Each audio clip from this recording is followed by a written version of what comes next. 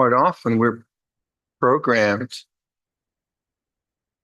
through, well, let's say if I've been working all week and all month to achieve certain goals, whether it's a goal in a business venture or I'm crafting something, or there's always a sense of doing something to get somewhere, to achieve something.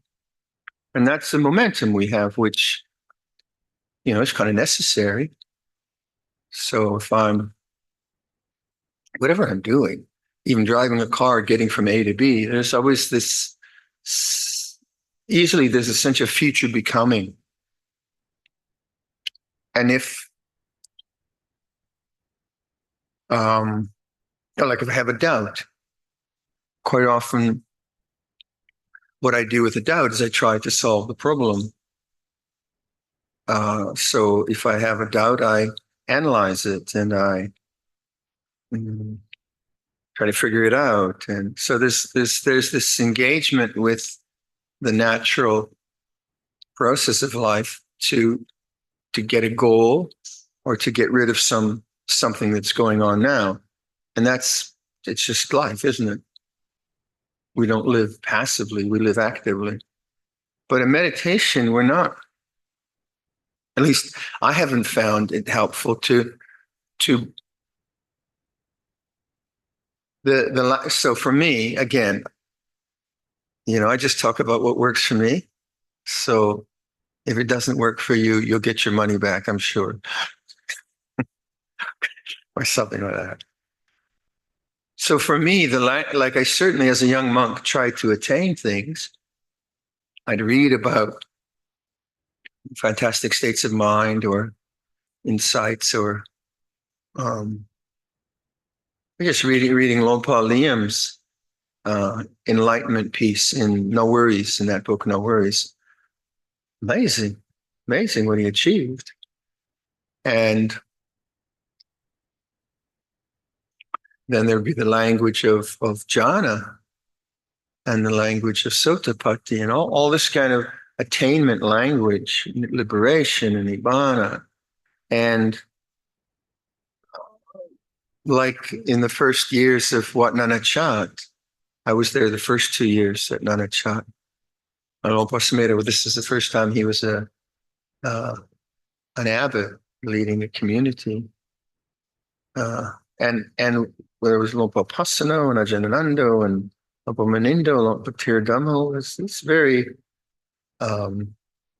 sincere and strong men, young men, quite strong and willing to work hard. And we would get up at like maybe 2:00 and do some really, really rigorous yoga. Luangpor Sumedho was an incredibly flexible yoga practitioner for many, many, many years. So we'd be up. Some of us would be up and doing back bends, and then we'd sit for a couple hours. So we were very, very intense. And you can see after a while, Luangpor Sumedho said, "Will you guys relax?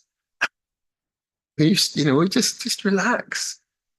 And this kind of sense of striving, and that's a young man's energy, isn't it? This is the way a young man could function. Well, I remember at Amaravati, one winter retreat, he made the theme conviviality. Conviviality is basically just being friendly. And if you listen to his teaching now, it's never about striving. It's about trusting in awareness, trusting in awareness, trusting in awareness. But if my habit is always to get somewhere, achieve a goal, then trusting in awareness is rather difficult, because the momentum of the way I make effort, the way I do things, is to conquer or to achieve. But in this way of learning to rest the mind, it's not so much an attitude of doing something about the experiences we're having, but actually it's kind of reversed, accepting or welcoming the experiences we're having. So lot, I think all the bhikkhus now, the Western bhikkhus, we talk about open-hearted acceptance, um, welcoming. It's just a kind of language most of us use. I think all the Western bhikkhus tend to talk that way. Uh, so let's say, like physical pain is a very interesting phenomena to practice with, because physical pain, you don't want it. You can do everything you want but to try to fix it. So in that, just as an aside, may I be excused to go to the physiotherapist this afternoon? Is everyone okay? All right, no objections from the group. So Vibhu's going to take me to the physiotherapist. I have some knee problems like I can't quite figure out. So I want to get some exercise, some more advice about that. So I try to do something about the physical pain of the body. But in meditation, pain is very common. And I used to just to try to sit through pain, kind of make an adhitthana and not move. Okay, I could do that. And then I'd limp away. And sometimes it's sit through the pain. You know, sometimes you read about that. They say just sit through the pain, sit through the pain. Well, for me, 1 in 20 worked. The other 19, I was crippled. Oh my, I was just hurt myself. So I could use willpower to sit through pain, but I wasn't using panya. Not that that's true for everyone. Some of the great ajahns, when we talk about sitting through pain, that's fine. But my attitude was one of willfully not moving and conquering the pain. That wasn't very good for me. So the way I'm talking about this now is can I be aware of pain as an object in awareness? And there, what is needed is acceptance. So that to me is the key, and that's where the metta bhavana comes in, where I accept into consciousness something which I don't want, I don't like. And biologically, I'm made to actually do something about the pain. Pain is a good thing. So if in a meditation you start to get some pain, you will. I hope you don't. Okay, but if for some reason you get a bit of pain, then to just see what happened. What's the attitude to the pain? Is it, oh no, here comes the pain or whatever? And what would it mean to accept the pain just as it is? Just as it is would mean to me that you'd see pain in a larger picture, that pain is in awareness, not I have pain, as opposed to pain is a dharma in the present moment. And if you learn that lesson again and again and again, then of course you have a refuge in the midst of pain. You can deal with pain, but also you start to, I think, have an intuition about how to be with emotional pain. Because emotional pain, say you feel inadequate, you feel no one likes you, you feel hurt by someone's comments, you get shamed by a public meeting, you're anxious about how you look physically, and so on. And there's so many things which are emotionally quite painful. We cover it up. We're brave souls and rah, rah, rah, we go on, but those are very real kind of human emotions. Now, that's not who we are. I am not the sense of inadequacy or the sense of fearfulness. That's not who I am. These are natural phenomena which come from culture, which come from other things, and they arise. They stay for a while and they cease. So in the practice of anicca, when you have that perspective that this will change, if you can bring that perspective, and it's common Buddhist language, isn't it? But you have to bring that language in. This is a phenomena that has arisen. It will change so that you become more objective. So if I should feel like maybe that no one in the monastery likes me except Bruno. Bruno's a dog. And I feel very, very lonely or something like that. Socially, I might do something, but then I can, rather than going to everyone saying, "Do you like me? Do you like me? Do you like me? Am I okay? Am I okay? Am I all right?" That's fear, isn't it? But if I just feel sort of lonely and alien, I say, "Oh, penyang nieng," and I accept it into consciousness, and I'm just patient, and this will change. Okay, will it? Is it permanent? It's only permanent if I think about it. But if I really accept it and it cease, and I watch it, it will cease. And there is a kind of peacefulness there which is not dependent. It's not sankata, it's not constructed. It's the peace of letting go, the peace of acceptance. The other is to all like in most monks when they give a Dhamma talk, are a bit, the beginning monks giving a Dhamma talk. Mostly they're nervous and they hope they didn't make fools out of themselves. And they want to ask, "Was it okay?" So then they go, "Was it okay? Am I right? Was it? Did I say it right?" And the trouble with that is, then they have to do it again because they're anxious about what other people think of them. They're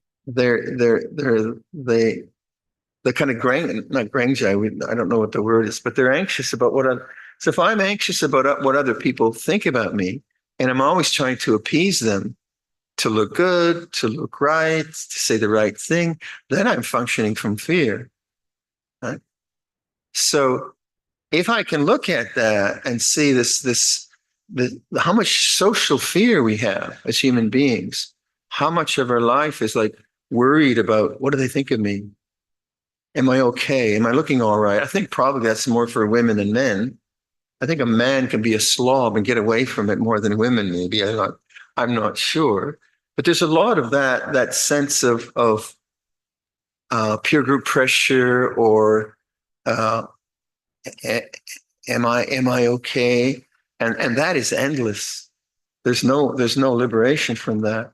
So without being a slob and without just being sort of foolish about it, to actually be in a social situation and look at the sense of insecurity, to have that practice now functioning 24/7 in all such situations.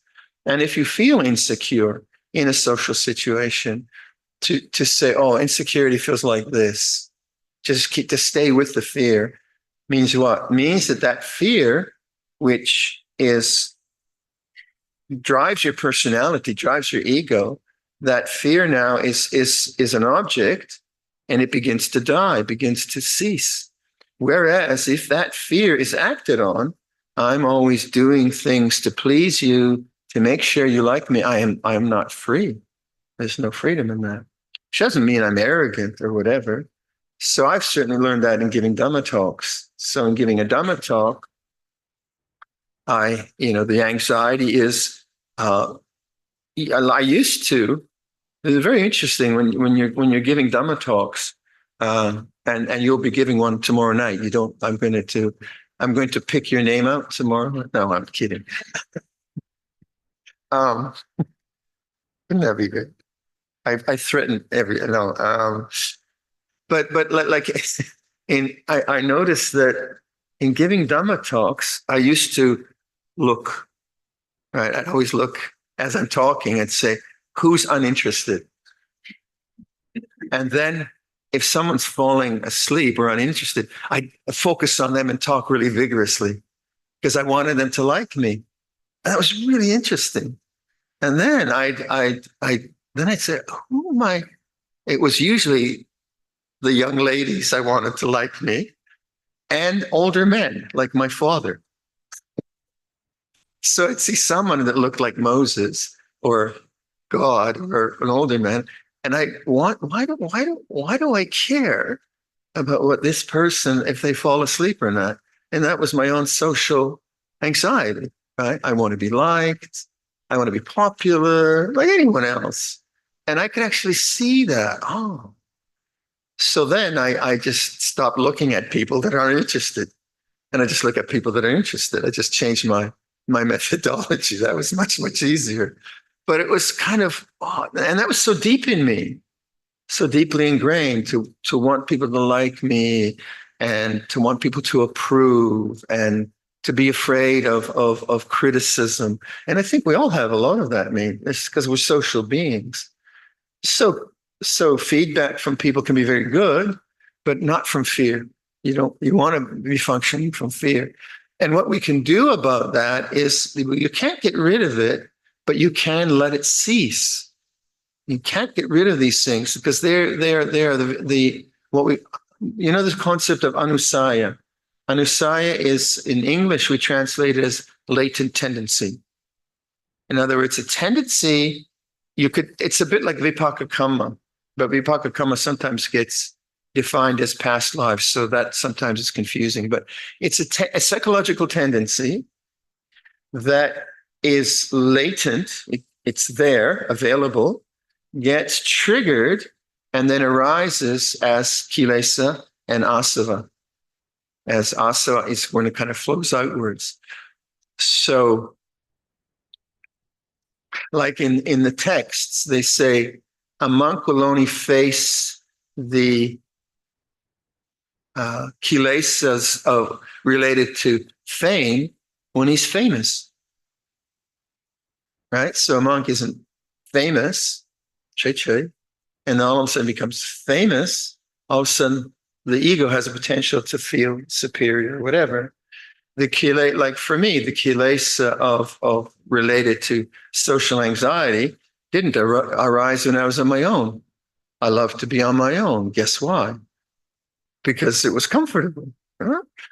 So then I'm okay, no problem. I'm all right. And then, so this is anusaya. It comes out from the subconscious some way. It gets triggered by situations. So it's dependently originated. Ida pachayata, with this, there's that.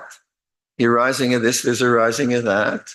When it's not there, when there's not this, there's not that. So I'm in a public situation, I might feel anxiety. I'm not in a public situation, I don't feel anxiety. So that anxiety, and this is how we teach anatta, that the anxiety, in this case, as an example, the anxiety feels like a person. It is me who is now feeling anxious, but people will say, well, it's anatta who's experiencing this. We say, it's paticca samuppada.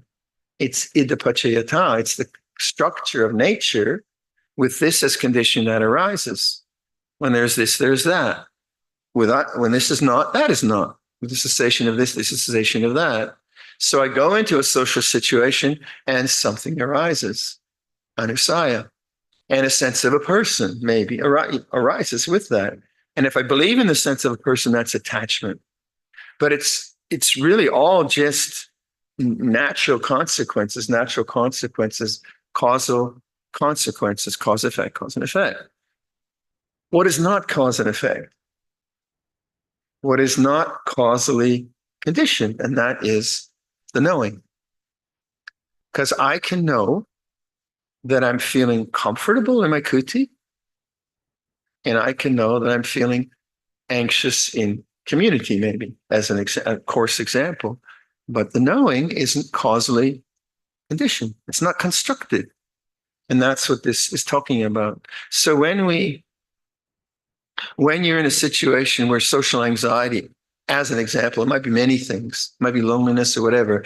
When something is triggered and you emphasize trust and awareness, you're trusting in the unconditioned, the unformed. the unborn, the element of peace. That's where peace is. But the experience itself is still uncomfortable because it has Vedana. And Vedana is the feeling of pleasant and unpleasant.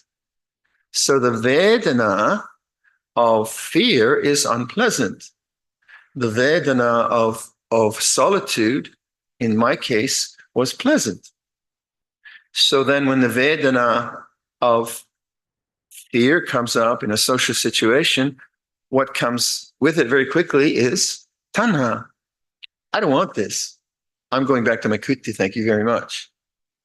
But then if I do that, I think I should be a hermit. Hermit practice is really good. I'll probably become really neurotic. So I'll just keep running back to my kuti because that's comfortable. So bye.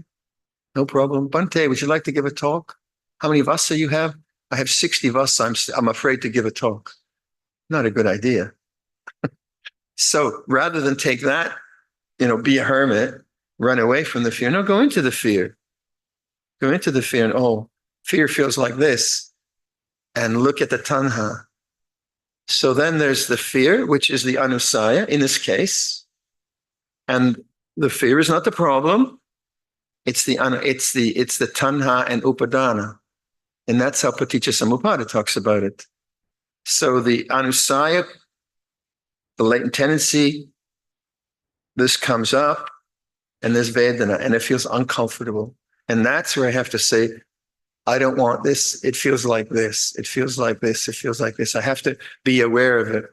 And if I don't create a person around it, if I don't think as a person, then that anusaya goes away. It has no more fuel. It's no longer fed. And the mind is liberated from both tanha and the tendency towards fear. You see what I mean? So I don't know what packages you have to face as a human being in society, but I suspect we've all got similar stuff. It might be that you have a short fuse, you get angry very easy. Maybe you eat too many potato chips. I'm not sure what you do.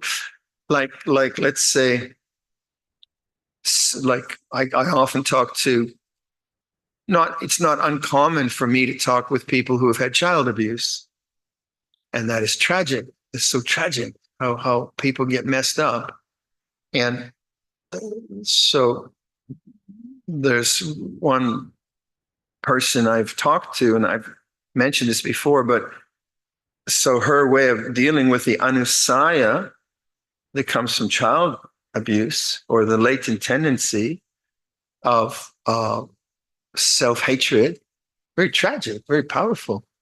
The self-hatred that comes from that horrible situation, what does she do? She compensates with food.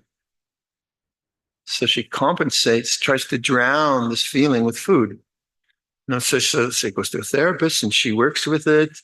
It's a very difficult anusaya. It's not an easy one, very complicated, but she's very clever. So she puts on her fridge, the answer is not in here. In other words, it's not another sandwich or another whatever. And as she wants to open the fridge and run away from the feeling of horror that she has, she goes and she meditates with it, or she works with it in whatever way she has to. That's a very extreme example of anusaya, how that happens. And we get conditioned. We get conditioned by society, by family, and then from before, I don't even know. I don't even know how it works. You don't have to figure that out. So when anusaya arise, when these things arise, they are a chance for liberation, but they require a lot of patience. And I think just the wisdom to know that your refuge, your hope, to trust in awareness rather than trust in the Vedana tanha structure of what's coming into the mind. So if like let's say a senior monk is when I started to be a senior monk, I started to be a senior monk when I was a junior monk, actually. I never understood. It was never fair. But but I found that when I became the senior monk, like say in New Zealand, so I'd be the senior monk, be the abbot for 8 monks, and I was only like 12 vasa, and very green, and lots of other and kilesa to work through. What came out was my inner Hitler. You guys have to obey me. I am the abbot. And then I see this coming out of me, like the policeman and the tyrant. I said, oh, that's horrible. So then I try to suppress it. Say, oh, I love you guys. You guys are great. But actually, I was very confused. So what's going on? And I worked with, I said, that's how my fear is operating. My fear operates as the inner tyrant. And I had to be in that situation, I think, to understand that. So the suffering was very complex. And then, oh, wow, here comes the inner tyrant. Here comes the policeman. Don't go there. It feels this way. It feels this way. And then I'd go there and I'd be the policeman, and I'd criticize someone. And then I'd say, oh, that was a mess. And I'd go back to my kuti. Then I'd feel guilty, right? Oh, may I be well, may I be well, may I we be well. And then it would come up again. It was really difficult to learn to be a leader in a community from compassion because of things like fear, and then the overlay of fear of being aggressive and da da da da da. But how else am I going to learn? Just through life circumstances. I think there's a story where, if I'm not incorrect, where early on a Samanera with Luangpor Cha takes a kettle of water and just pours it into his mouth, which is gross, right? In Thai culture. And I think Luangpor Cha really blasts him, and the Samanera leaves and never comes back. And he said, okay, that didn't work. When can I be powerful? When can I be compassionate? And so on. So Pit Pin Kru, mistake as teacher. But if you're not just if you're working at an inner level, not just the social level, you're really honest with your own fears and you're getting in touch with them, then these situations are liberating. You learn from them, and the anusaya they just get extinguished. So when we talk about extinguishing or cessation, we're talking a lot about the kilesa, the fears and the angers and the arrogance and all of that. But it will come up. That stuff will come up. So that the skill is you can't prevent it from coming up unless you live in a cave. And if you live in a cave, you probably hate the bats or something. So they will come up, and that is not the problem. It's the attachment. It's the understanding of attachment, and that comes up through thought. The attachment might be, I hate myself for this. I shouldn't be this way. It might be distraction, many ways. But if you're honest and you have the sense of body awareness and awareness of the mood of the mind, then you can endure it. And as you endure it, help Penyang Niyang, trust in awareness, trust in awareness, trust in awareness. Then you start to realize the peace of the mind. Not because you've gotten rid of anything, but because you've let go. And that's how letting go works. That's the theory. The work is the work. So let's do some meditation. Maybe I'll just do a bit of Anapanasati, not much,